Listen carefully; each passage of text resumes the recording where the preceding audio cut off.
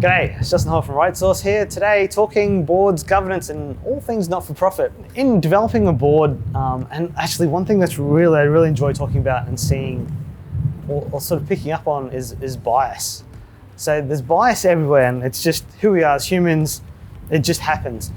And really it's something that if you can be aware of and understand what's happening, you can help that sort of subconscious bias that's happening become more conscious, and you can then deal with it, and quite often it allows you to lift whatever you're doing.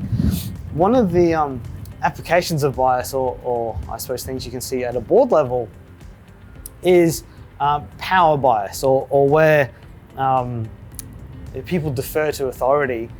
And at a board level, you really want that to be more of a facilitative process so that everyone gets has an equal standing or has equal input into the team, because that way you get to what is an effectively run team.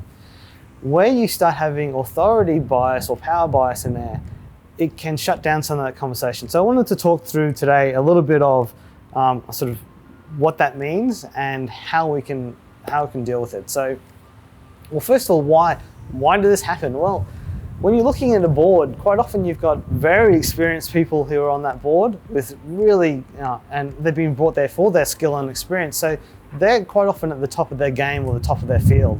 So for them to have, be deferred to because they have the authority, it's not unreasonable, because quite often they are the one that you defer to and get their opinion.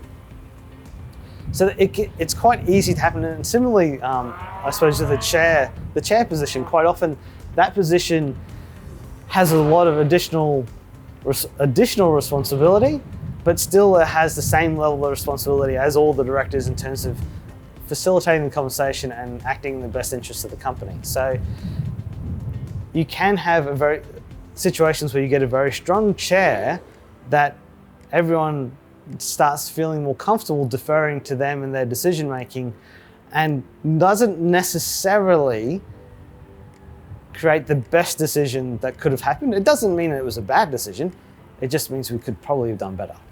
So in terms of how could that be done better, or why is it bad to have this power bias that's happening? Well, the first thing that can happen is that you'll have some directors who might turn up to board meetings and not really say anything, because either the topics that are at the board meeting are not things that they have authority in, because the board's acting in this, well, you really only speak if you've got authority, but also they might not feel comfortable that their opinions needed, because the board tends to defer to those with authority. So you end up getting passengers who are there at the board meetings and they're not really contributing. And that's not really the point. The point of that board meeting is to get those differing views, but also from the individuals, there's a risk there as to, are they executing their director duties effectively? So that's not a good situation to be having.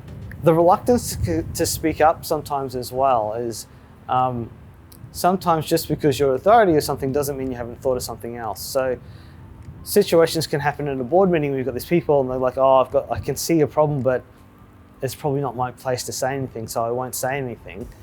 And then down the line, something goes wrong and it's like, that was a problem we should have picked up on. Why didn't we see it? It was in our blind spot. That's the type of thing that can happen. You really want to have a safe environment at a board meeting where people feel they can ask what they might think of as stupid questions, or like, I'm seeing something here that no one else has spoken up about. I'm going to ask the question just to make sure we haven't missed something. That then again leads to that effective team making, because from my experience, and I suppose an effective team, their worst decision is the best decision of any individual in that team. So by having that team work effectively, you're going to make a better decision than anyone else in that room would have made by themselves. And that's really what you want to get to in terms of a team. So, okay, so we know it's bad. What are the indicators of there being a power bias? Because it's not like you can just go, I see a power bias. You don't see it specifically, you see indicators of it. So what are the indicators of there being a power bias on a board?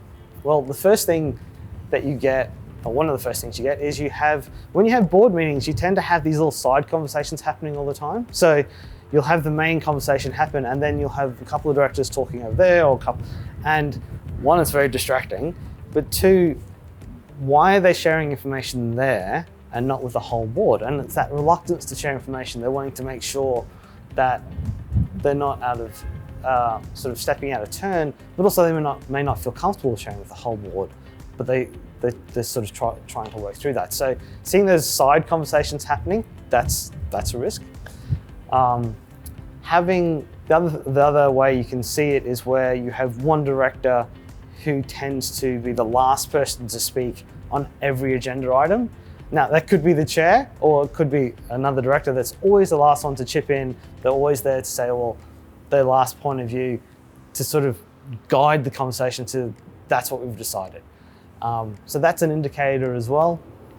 You can also have an indicator where you have a director who is using their authority, or that they were a founder, to quite often to take up a lot of the time of the board meeting. So when you look at the discussions that have happened over the board meeting, or those directors that are seen to have authority are the ones that are doing all the talking, and then the bulk of the board isn't really contributing a lot else. So that's also another indicator that there's a level of power bias happening there.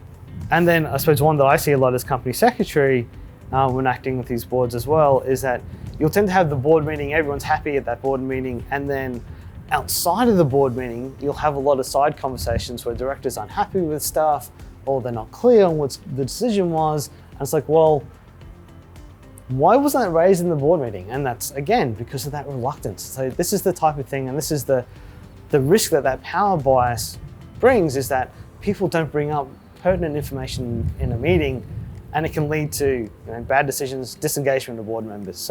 And disengaged board members in itself can often be an indication of power bias. So look for those things, and if you can see some of those indicators, ask the question to yourself: is there a bit of power bias going on, and how do we go about correcting that? So how do we go about correcting that? Often it's the role of the chair to be aware of this, and they're the one who's going to have the biggest impact on how a board operates. But as a director, you can also ask the question and ask for some things to be put in place. So let's have a look at some of that. So one good thing that you can do is have in-camera sessions, or have board-only sessions where you, as part of the agenda, you actually take a moment to talk about how the meeting's going to run.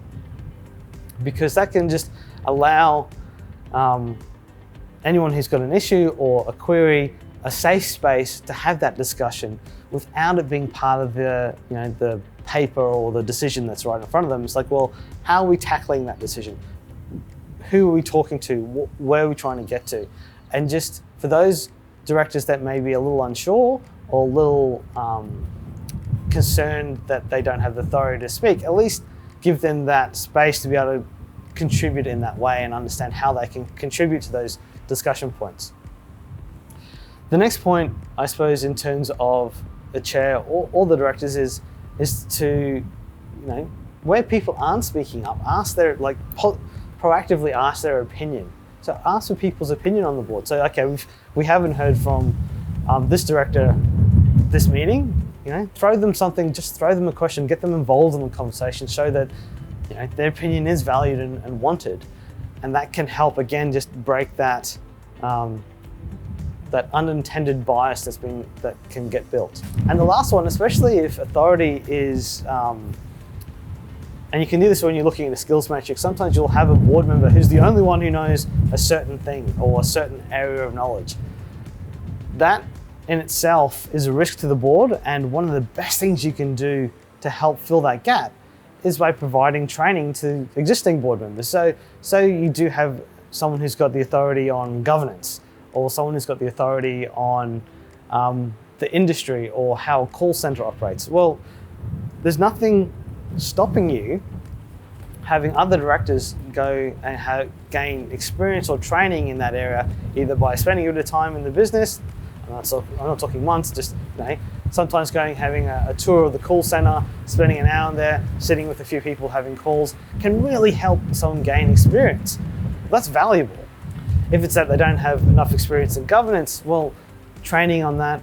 I mean, allowing directors to go and get training and increase their skills so that they do feel they have the authority is valuable just because of the skills they then bring to the board. So, and it can help, again, by encouraging those who feel they don't have the authority to speak or the relevant skills to go and get those skills, then again, creates that culture at the board where we value everyone's opinion and we want everyone to contribute.